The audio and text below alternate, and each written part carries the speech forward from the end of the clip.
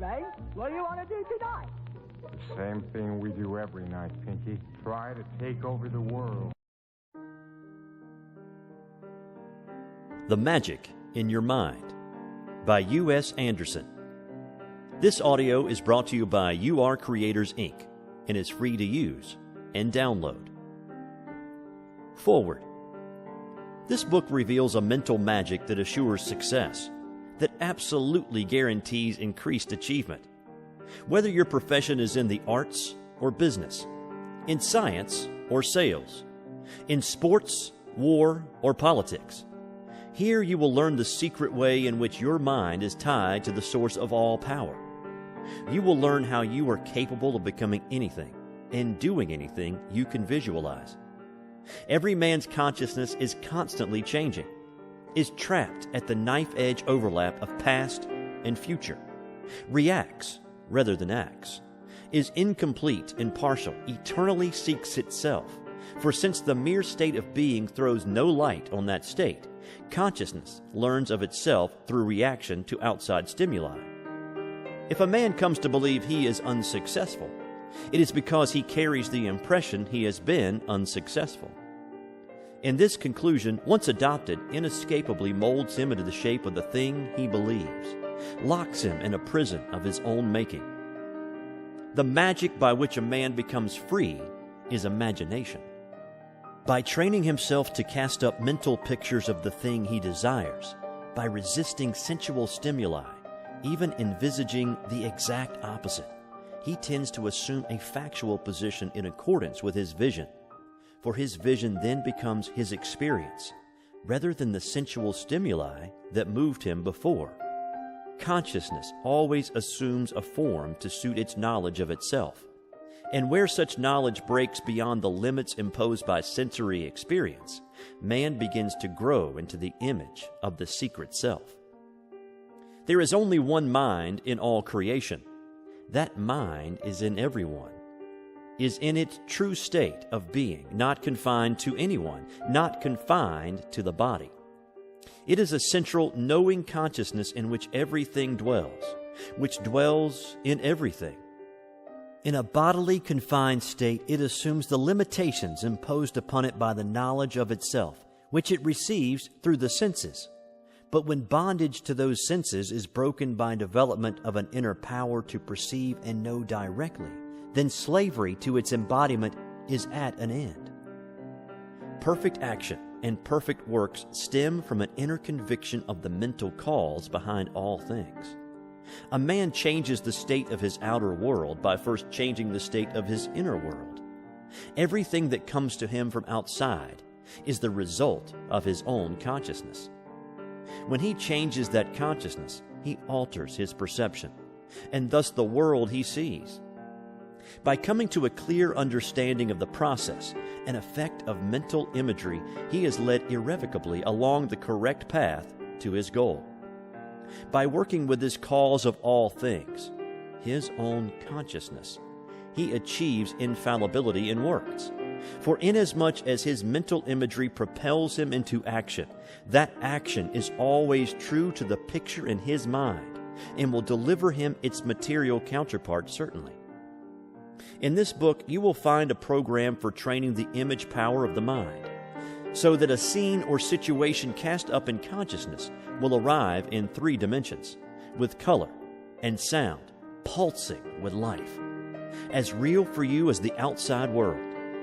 Haven't you ever dreamed such dreams? Haven't you sometimes in sleep become immersed in a mental and spiritual world with such solidity and dimension that you were certain it was real, in the material world a delusion? If ever you have known the overwhelming power of mental imagery to influence your attitude and perception, then you will quickly see that the salvation of each of us is to train his image power to obey him. In this manner, it is possible to become free from the promptings and urgings of nature, from death and disease and destruction, from ineffectuality and frustration. For the man whose inner power of vision transcends the constantly distracting stimuli of the outer world, has taken charge of his own life, is truly master of his fate. Chapter 1. the hidden cause of all things. Shakespeare's Hamlet, in his famed soliloquy, pondered, "To be or not to be," and thus faced squarely the primary challenge of life. Most people only exist, never truly are at all. They exist as predictable equations, reacting rather than acting, walking compendiums of aphorisms and taboos, reflexes and syndromes. Surely the gods must chuckle at the ironic spectacle of robots fancying themselves free, but still, when finally the embodied consciousness rises above the pain-pleasure principle of nature, then the true meaning of freedom is made apparent at last. Action versus reaction. We exist in order that we may become something more than we are, not through favorable circumstance or auspicious occurrence, but through an inner search for increased awareness. To be, to become, these are the commandments of evolving life, which is going somewhere, aspires to some unsealed heights, and the awakened soul answers the call, seeks, grows, expands.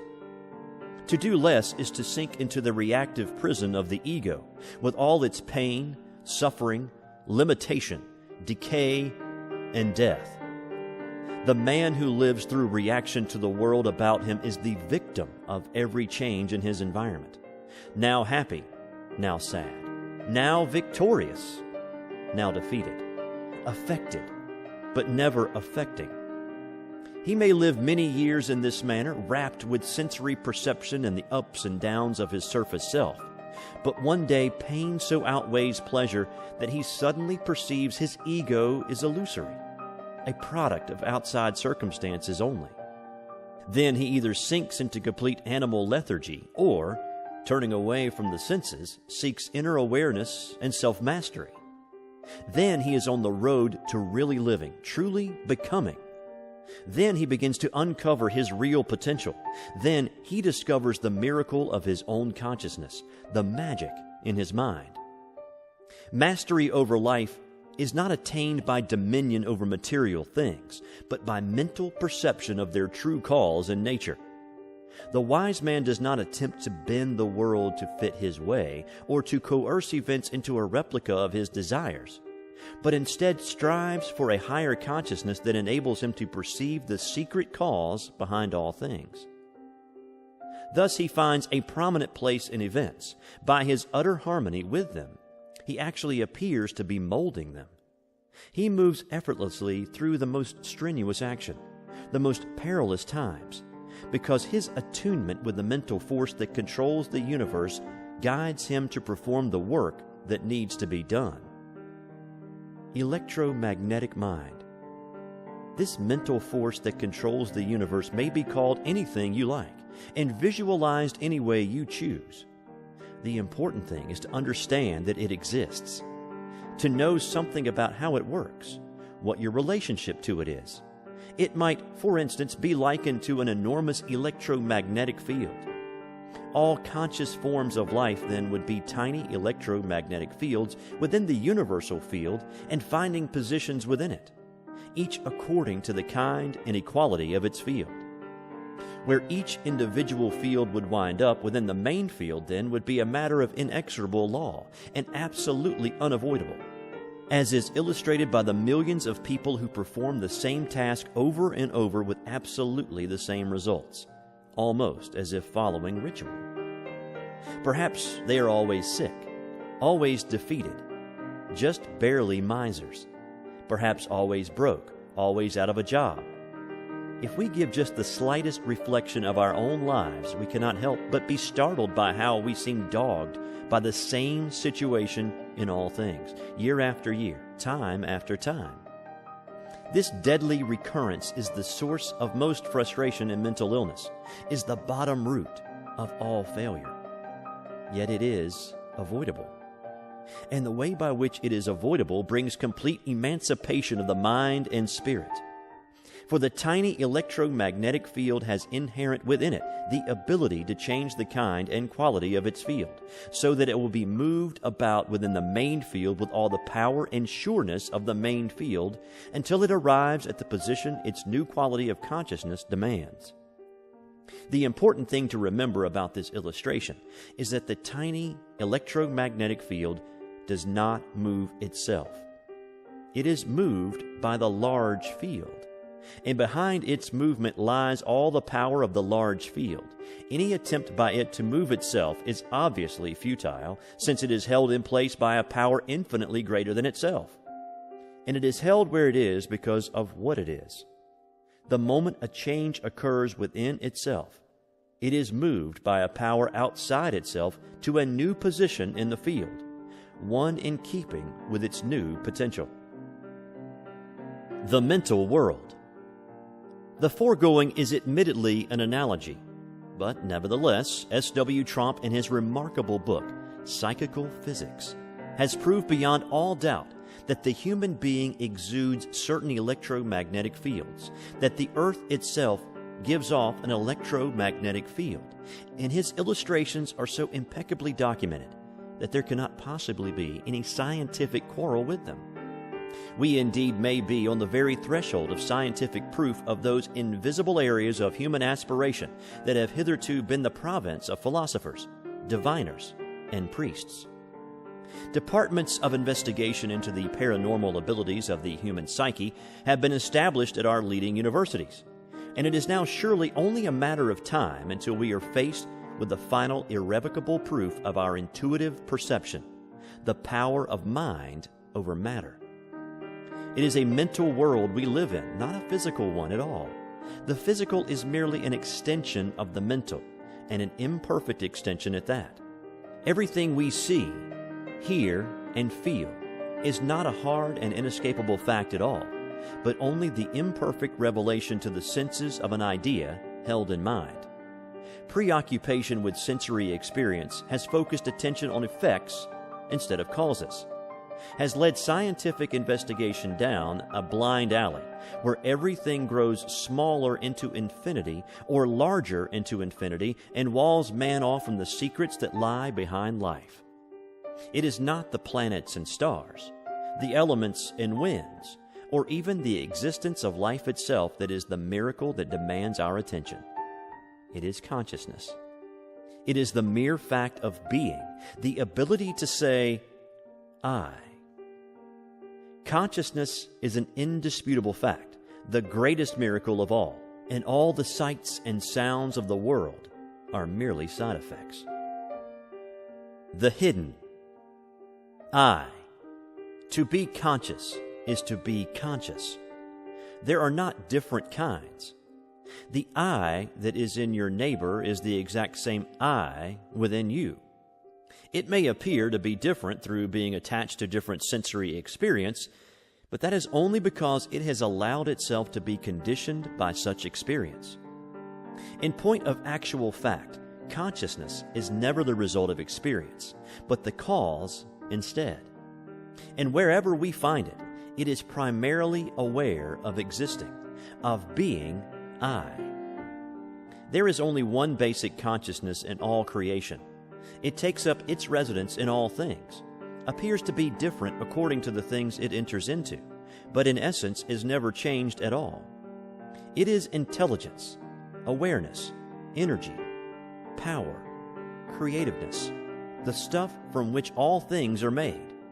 It is the Alpha and Omega of existence, first cause. It is you. Everything in nature contains all the powers of nature. Everything is made of one hidden stuff, wrote Ralph Waldo Emerson. He pierced the veil, perceived behind the sense-enamoring dance of nature's myriad forms the workings of the one mind and one intelligence from which all life and aspiration spring. There can be no inner peace or surety of action without this basic spiritual knowledge. The man who lives isolated from the roots of his being has cut himself off from the source of all power and dwells alone and without resource in a hostile and threatening world. Let him once perceive the true nature of life and his relationship to it, and he soon sees that the world always reflects his thoughts. The mask. The surface mind or sense self or ego is the villain of the play that is being enacted on the human stage at present. Man as a form of life is sufficiently evolved so as to understand his separateness and uniqueness. He looks in the mirror and understands that the reflected animal is he. He is concerned with the appearance and welfare of this animal and ponders its relationships with the world and others. He does not truly understand what he is, only that he is conscious and confined within a particular body, and the experience and knowledge he acquires, together with his disposition as to their use, he labels I. And thus he is deluded into calling a ghost by his own name.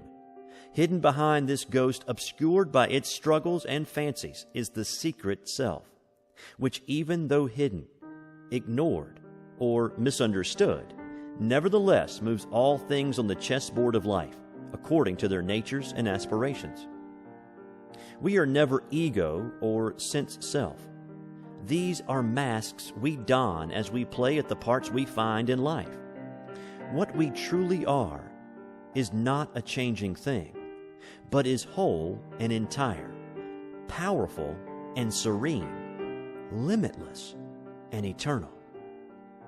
It springs from the inexhaustible source of life itself, and when we learn to identify ourselves with it, then we have hitched a ride on a power so far beyond our tiny temporal selves that our lives are changed in the most amazing manner. The imprisoned self. To be what we are and to become what we are capable of being, wrote Robert Louis Stevenson, is the only end of life. But when we stultify our divine birthright in manacles of mental and spiritual limitations, then we have no alternative but stagnation and pain. As long as we are responsive solely to the stimuli that impinge upon our senses from the outer world, we have no choice but to be victims of every circumstance. Locked to the senses, we reel under each stimulus, now aggressive, now afraid, now joyful, now sad, now seeking death, now life. But always, our inner serenity and equilibrium are in the hands of something we neither understand nor control. And so we are puppets, pulled by invisible and unknown strings, swirling in the maelstrom of life like scraps of paper in the wind. And if perchance we garner knowledge enough to perceive our helplessness, then we often are overcome with such depths of sadness as to make effort against our bonds an almost unimaginable thing. But the moment that we pause long enough in the headlong rush of life to see that we are not moving in accord with or in response to our own decisions, but rather in reaction to the world around us, then we have taken the first step toward freedom.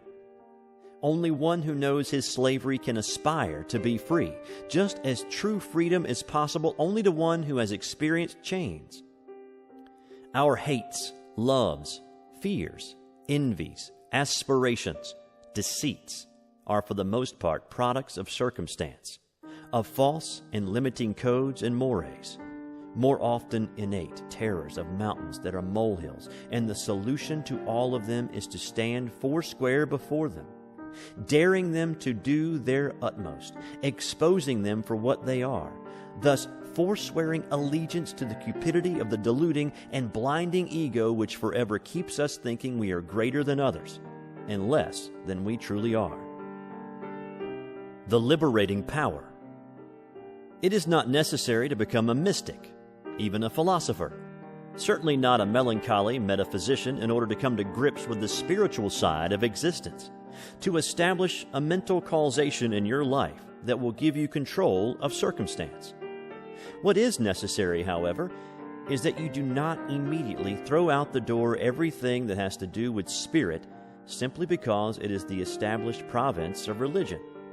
You may be a Christian or a Hindu, a Muslim or a Buddhist, a Taoist or Shintoist, but that only increases your individual human responsibility to think through all issues that bear on the world and life and death and your individual being.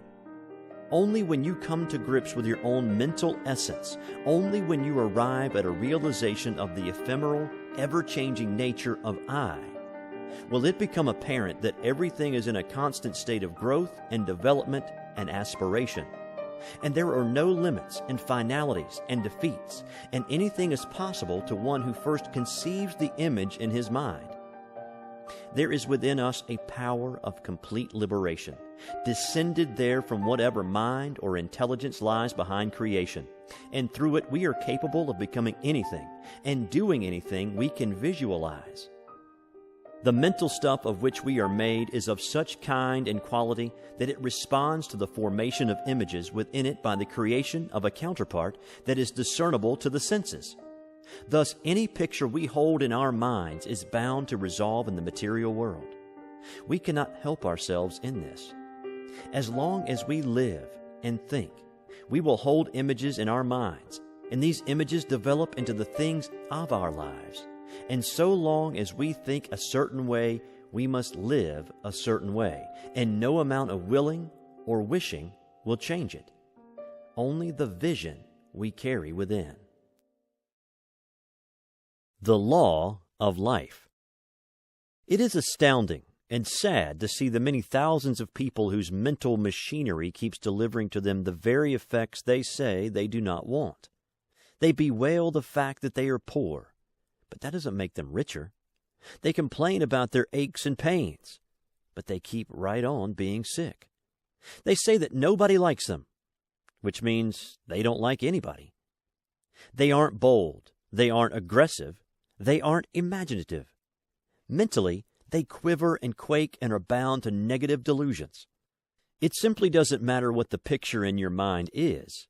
It is delivered nonetheless, with the same amount of faithfulness and promptness if it is a picture of poverty or disease or fear or failure as it would be if it were a picture of wealth or health or courage or success. The law of life is this: all things, both good and evil, are constructed from an image held in mind. A tightrope walker edges swiftly out on his elastic and minuscule support. High in the air, wavering, suspended on a thin black line, he seems to transgress all normal laws of behavior. What is astonishing is not that he is able to do this thing so well, but that he dares attempt it at all. Yet what he is doing is an inescapable result of mental law. Long before he set his first uncertain steps on the taut wire, he made a picture in his mind. Throughout his early bumbling attempts, the picture persisted. He saw himself, agile, balanced, adroitly crossing the swaying wire, and this vision sustained him through all early failures. Now he flaunts his skill and courage in the very face of death, nonchalantly as the spectators gasp. He is sure, poised, confident, delivered of all fear and mishap by the sustaining picture within. Image power. The image power of the mind is imagination, but just what imagination is and where it comes from, nobody seems to know. A famous surgeon is reputed to have remarked that he had sliced open many a brain without ever having seen a picture or found a thought. The imagination certainly is no more exclusive property of the brain than of the arm, a leg, or the stomach. Thinking is performed not by a part of the body, or even the whole body, but by the inhabitant within. It is that function which enables consciousness to know its surroundings and to know itself. Only one who thinks is able to say, I. Only one who can say, I, is able to cast up pictures within his own being, known to no others. The eternal striving, knowledge, and capacity, the most apparent thing about life, is resolved always by two principal elements of the strife, the knower and the thing to be known. By definition, these appear to be separate, and we observe that a man ordinarily copes with the outer world by tabulating the manner in which it impinges upon his senses. A thing is so long and so wide and weighs so much and is so hard and a certain color. A name is given it, and as long as each subsequent time it is encountered it maintains the majority of its original characteristics, a man recognizes it for what it is, and knows it when he sees it. If you ask him if it is near, he is able to answer instantly, simply by glancing around. If its presence produces some particular effect upon him, like fear or anger or love or tension, then the mere presence or absence of this object may be said to materially affect his life. In that case, his state of mind is not a matter of his own determination, but instead is the direct result of the object as he encounters it or avoids it in the outer world. Inner vision.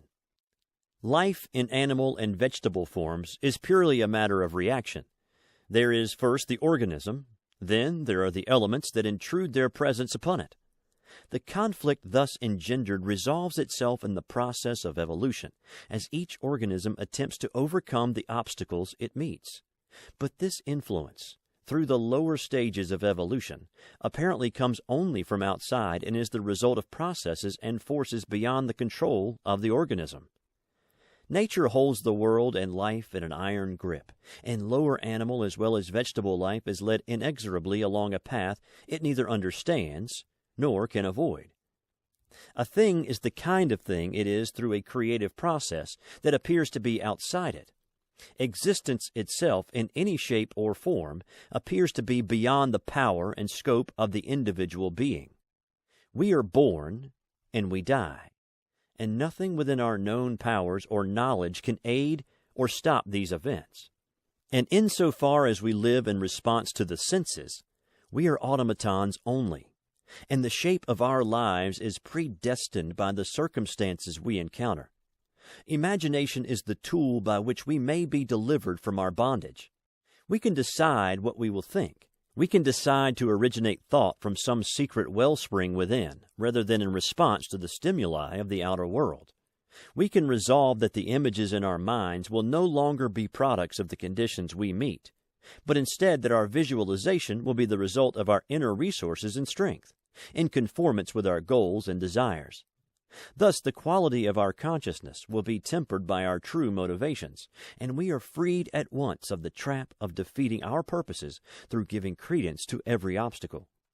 The unalterable law is this: only that which takes root in mind can become a fact in the world. Thus, the man whose consciousness is influenced only by the goals and purposes he has set within is delivered of all defeat and failure. For obstacles then are only temporary and have no effect upon his inner being. Only that which conforms to his inner vision is accepted home at last and allowed to take root in the plastic, creative medium of the secret self. The secret self. It is knowledge about and faith in this secret self that is the key to correct use of the imagination. No man lives in the dark when he learns where the light is. To understand the secret self is to free oneself from bondage to circumstance, to loose within a power compounded upon itself, to provide life with perfect working and perfect serenity. This entity within each of us, not the ego, not experience, not time or circumstance or place or position, but consciousness only, the I divested of all accoutrement, except pure sense of existence. This is the self that contains all power, whose essence is greater than the individual, greater than 10,000 individuals. For it is the supporting structure upon which all things are built, the evolving self of the universe. It is not confined to the body, to a time or place or condition, but is in all times and places and conditions. It is infinite and eternal and only one, but being so as easily manifest as the finite and temporal and many. All are contained within it, yet each contains it all. For by its very nature, all of it is every place at the same moment. The secret self is timeless and eternal. It is the self of the universe, and it is the self of each of us, the self of you. It was never born, and it will never die. It enters into each of its creations and becomes that creation. What is going on in life and the world and the universe is completely its working and the result of its secret purpose and undivulged goal. The nature of its being is mental. Its essence is dynamic and creative. It is the eternal stuff that occupies all space and time, and within which there is no dimension. It is all ends and middles and opposites and extremes, and it is infinitely creative.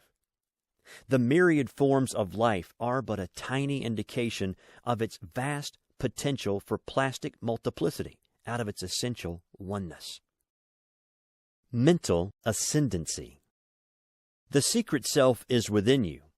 It is not visited upon a fortunate few and withheld from others, but is totally existent in the heart of each of us, insofar as we are able to divorce ourselves from the world and the ego and sensual stimuli. We will become increasingly aware of its existence within and consciously strive to identify ourselves with it. It is through this identification that the seeds of power are sown. One who is able to cast off the limitations of ego and improve the quality of his consciousness through disciplinary use of the imagination is able by means of direct identification to become one with the secret self, and thus attain to a measure of its power for perfection. The potential for achieving this astounding goal lies within each of us. By means of inner mental ascendancy and pictorial definition, a man may become one with the purposes of the secret self, and thus become infallible in his works and his goals. This is a pretty big capsule to swallow. Our materialistic society, with its reverence for the products of science, has excised 3/4 of our mentality. We have concerned ourselves too much with the world, what it is, what is in it, how we can use it, and today we know little more of the origins and purposes of life than we did before men were able to read and write. It is difficult when we know something of the principles of the gasoline engine, the generation and transmission of electricity, the refining and tempering of steel, of electronic and radio transmission, to admit the possibility that something radically opposed to the viewpoint of science could have a foundation in fact. Science says the laws of nature are supreme, and man must learn to live with them in order to prosper. Now comes this diametrically opposed theory. Nature is subservient to mind, not the mind of man as we know it, but the supreme mind or secret self that lies behind life. And this secret self is within each of us. We can come to know it and to use it, and thus transcend the laws of nature and free ourselves from bondage to the senses and the material world. Thoughts become things. What is going on in life is the evolution of the individual to complete oneness with the secret self. The universal being that lies behind creation has differentiated into finite form, taken disguise, so to speak, in order to work out the manifold sides of its infinite and eternal nature. Therefore, the man who expands his consciousness is fulfilling the fondest wish of life. It is not necessary that we become saints to understand as much of the secret self as is necessary to use its powers in our affairs. To know this law is enough. Whatever we accept as a permanent mental image in our consciousness must manifest in our world. For we become in life what we are in consciousness, and nothing can alter that fact.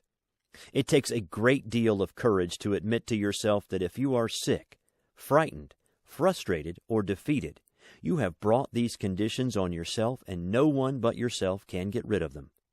Occasionally, someone so afflicted will experiment with the power of his mind to cure him, but will give it only the most cursory trial. If, for example, he is ill and in pain, he might say, "I visualized myself well and happy, but I hurt just as much as ever." What he didn't do above all things was visualize himself well and happy. He visualized himself sick and in pain. The moment he began to visualize himself well and happy, he would become well and happy. This is not a law that works once in a while, or part of the time, or on auspicious occasions. It works all of the time, and it works in the exact same way, and it is returning to you right now in the material world the images you maintain in your mind. You cannot escape them. They surround you, sustain you, or torment you. They are good or evil, or uplifting or degrading, or exalting or painful, according to the vision that prompts them. And as long as you are alive, as long as you think and imagine, you are literally surrounded day and night by the images that predominate in your consciousness. Thought control. The startling power of the secret self is that it always makes manifest the image it beholds. Nothing illustrates this fact better than the current experiments with hypnosis.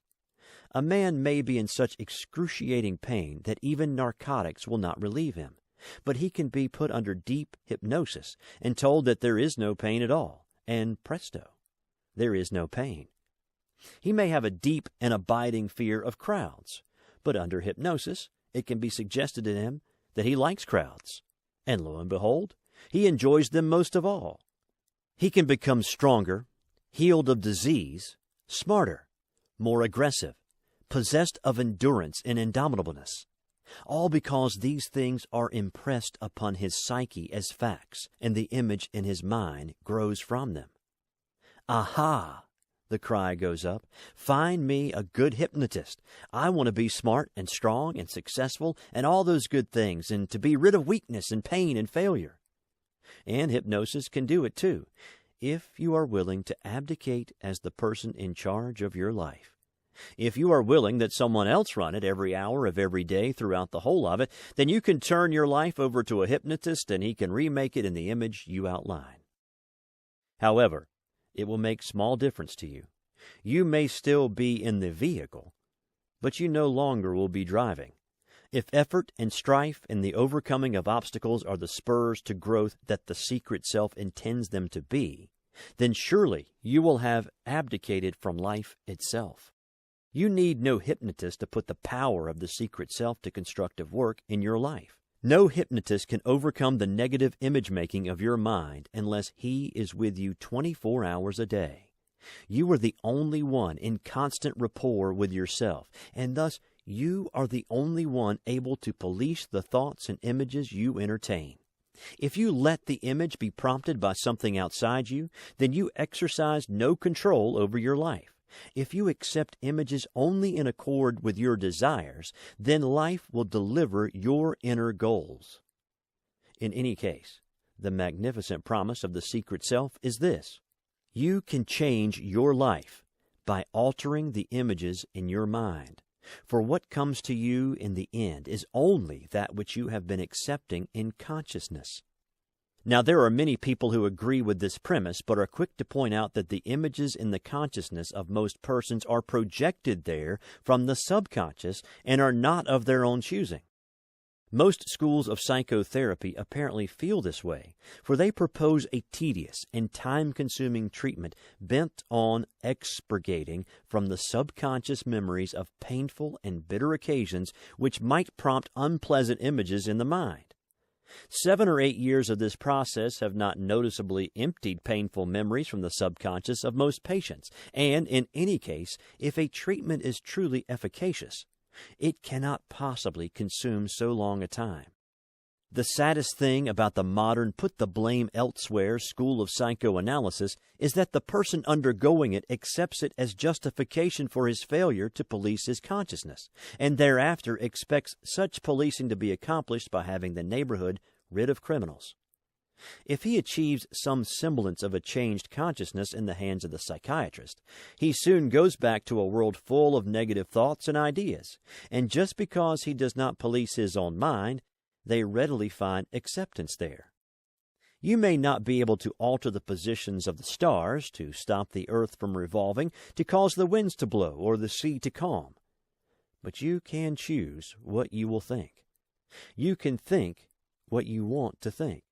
You can think only in response to an inner vision and a secret goal, and if you take your stand with a firm heart and a high resolve, you will be successful, and you will not be intimidated, and you will project your image clear and true, and its counterpart will return to you in the world. Dry Hole Casey. In a little village on the western slopes of the Great Divide lived a man whose entire life had followed one ignominious pattern. For 35 years he had been an oil well driller and had followed the frontiers of oil exploration throughout the United States. During that time he had drilled 44 wildcat wells, and not one of them had made a strike. He had drilled in Texas, Oklahoma, Kansas, Louisiana, California, New Mexico, Arizona, Colorado, Wyoming, and still he had not hit. Oil operators wouldn't hire him anymore. He became known as Dry Hole Casey, a nice guy, but strictly out of luck. Finally, he took a job in a Colorado mine and eked out his days without hope. He kept his drilling rig, though. It was his first love. Weekends would find him in the backyard lubricating and cleaning its parts, handling them with ritualistic care. One day in late spring, when the snow stood in broad, glittering fields on the slopes of the mountains and the rivers and streams were high and roily, he wandered up into the woods and sat gazing over the valley. The valley was a basin hemmed in on 3 sides by precipitous intrusions of granite, and these mountains had been productive of many minerals: lead, zinc, silver, tungsten, manganese. Our friend gazed to the west, to where the basin sloped down to a plateau. Suddenly his mind formed the perfect picture of a faulted anticline, a predominant type of subsurface oil trap. The image seemed superimposed over the scene before his eyes, so that he could almost see the oil below the surface of the ground. He trembled before his vision, could not resist it. It seemed like a sudden visitation from heaven, and he left the mountainside absolutely certain that within the small valley lay a major oil field. Next day he quit his job in the mine, and with his savings managed to procure oil lease options on the land he visualized as being the most favorable.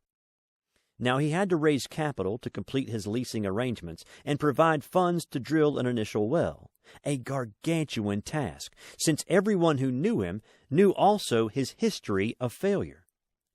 But the vision in his mind persisted.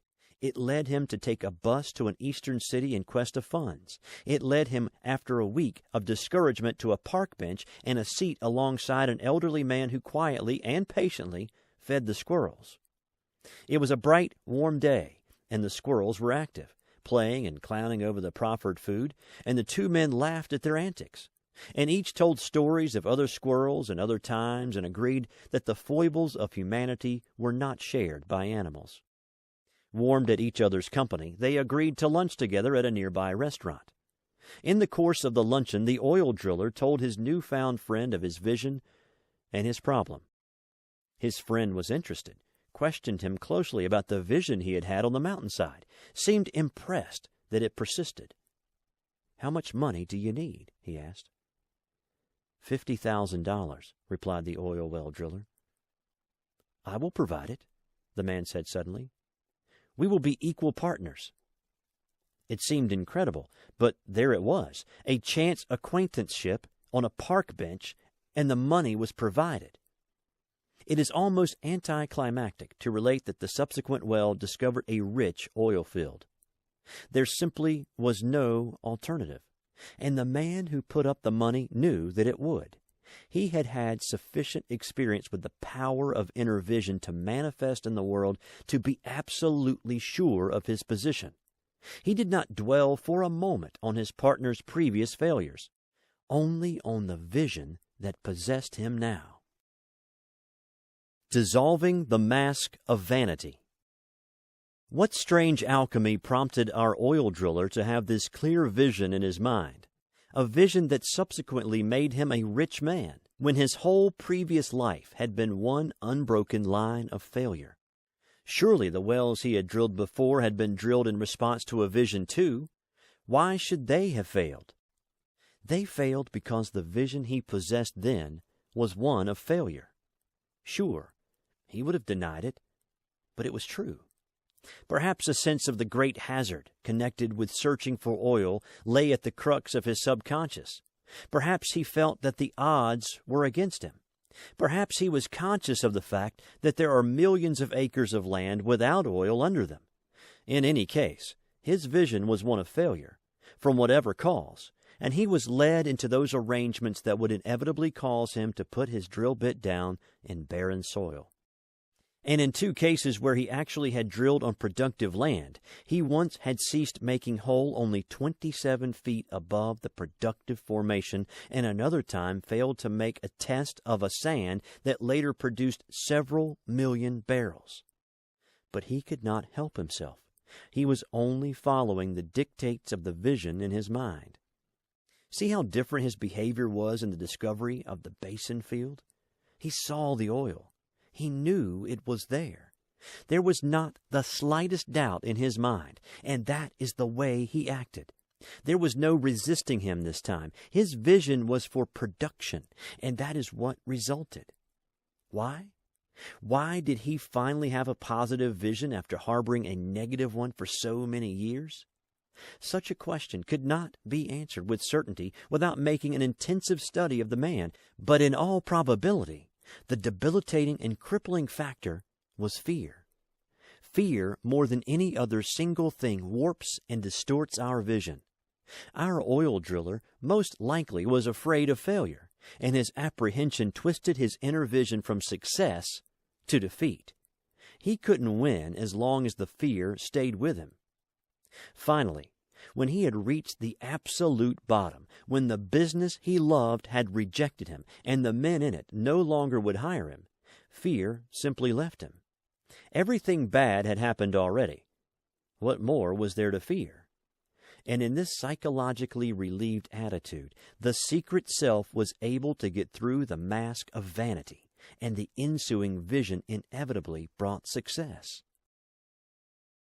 Mind over matter. It is computed, wrote Jonathan Swift, that 11,000 persons have at several times suffered death rather than submit to break their eggs at the smaller end. The resistance of the human mind to change is amazing, especially when it appears so obvious that life itself is nothing more than change. Multitudes of people, many of them very intelligent, argue that all cause is in the physical world and that mentality only observes. They seem determined to go down to their deaths with this frightfully erroneous viewpoint, even though their own inner attitudes belie their stand, even though their slogans extol the power of mind over matter. On locker room doors and conference room walls, the framed and placarded slogans emblazon their messages. A quitter never wins. A winner never quits. A team that won't be beat can't be beat. Put your heart in it. All else will follow. Make up your mind, and you make up the future. But these verbal expositions to thoughtful vision are regarded as having precedence only in such matters as team effort, to bind together the group for a purpose, and their tremendous importance to individual creativeness is largely overlooked. From the inner vision all things are done. The bridge is built, the tower constructed, the oil well drilled, the motion picture made, the book written, the picture painted, music composed, outer space probed, secrets of the atom exposed. There is absolutely no such thing as accomplishment unless it is preceded by a vision of that accomplishment. You simply can't reach across the table and pick up a dish unless you first have the mental image. All things come to all people according to the pictures that form in their minds, and the effort that is expended in this world to escape fates that are inevitable is sufficient to construct a tower to the sun. No amount of movement, of physical energy expended, can prevail against a wrong mental image. Similarly, the possessor of the correct mental image is guided to perform the work to be done, effortlessly, almost nonchalantly. Most of the struggling and striving in the world is done by people who are trapped into unwanted circumstances through incorrect mental visualization, and the fact that they visualize the very thing that they profess to abhor is the contradictory situation that is filling our psychiatrist couches. Mastery over fate. Bernard Spinoza wrote, So long as a man imagines that he cannot do this or that, so long is he determined not to do it. And consequently, so long is it impossible to him that he should do it. The picture that forms in the mind, whether for good or ill, will deliver its inevitable consequence. The problem is not with the mental or spiritual fact of physical fulfillment of mental visualization, but rather of finding a key that will enable each person to cast up mental images at will, hold them until realization, and not have other images intruded by the recalcitrant subconscious, which so often runs contrary to the wishes of the conscious mind. In the deeper reaches of the human psyche, the seeds are formed that motivate a whole life, and a man either accedes to or takes command of these invisible prompters. If he exceeds, his life will be run from a source beyond his conscious control. If he takes command, he becomes master of his fate. Taking command is never as simple as it sounds. It requires a firmness and boldness that only few people innately possess. Most of us live as complete slaves to reaction, absolute victims of the commands of the subconscious, and we seldom, if ever, even think it possible that we can overcome our feelings and react in an entirely different way than circumstances would have us do. For example, if you participate in a test and defeat seems inevitable, you only make it certain by exceeding. But if you keep alive your spirit by a vision of victory, by an absolute resistance to the importunities of defeat and disaster, who knows what miracles may occur? The mental vision that resists all sensual stimuli becomes at length a thing unto itself, and its resolution as objective fact in the material world cries out for utterance and will not be stifled. Nature's vast creativity springs from the infinite potentiality of the secret self. Anything possible of conception is sure to eventually be created as a solid material fact for all the world to witness. There is no such thing as an idea without a visible resolution, for the great plasticity of the secret self shapes every idea contained within it, and whoever is possessed of a thought is possessed of a thing as well, as long as he holds his image clear. Creativity. Creativeness is not part of the surface self, of the ego, the conscious mind, the physical or sensual being. It emanates upward through the levels of consciousness from the secret self, takes shape and form through a power greatly beyond and infinitely more powerful than the small, individual I. That part of a man which is most powerful of all is invisible, seems apart from him completely, is hidden in the deepest recesses of his being, is not callable by name, is not recognizable through the physical senses, cannot be coerced, but responds innately and completely to image. This is the great plastic secret self from which all things are made, the creative self of the universe, maintaining a sameness in all differentiations, being eternally one in the midst of multiplicity. This is the secret self within you, which is not different from you, which in final analysis is altogether you. You are not conscious mind or ego or memory or sensual being, but were born directly from the mind that formulated and constructed the universe. And you are not different from that mind, but attached to it by a mental and spiritual construction that makes you and it the same. Abandonment of the surface self and seeking self-balance in the deeper regions of consciousness is the pathway to power and perfection in works. For when a man attunes himself to the life force and mental entity that gives him consciousness and lives within him, then he takes on by a process of identification the effectiveness and potency of the infinite and eternal entity from which his individual life has sprung. His horizons expand, his consciousness widens. There wells up from secret and subterranean springs a constantly increasing and never ceasing power for perfection and perfect understanding. His faith is placed with simplicity and unfailing trust in the inherent power of the secret self to return in material fact those mental images that live within him, and he need not have the key that unlocks the universe in order to use effectively this basic law. It bothers him not that there exist doors in the mental and spiritual realm that thus far have not yielded. He need not know all and understand all to use those truths he thus far has discovered, and he lives in the consciousness that life is a mental adventure and not a physical journey.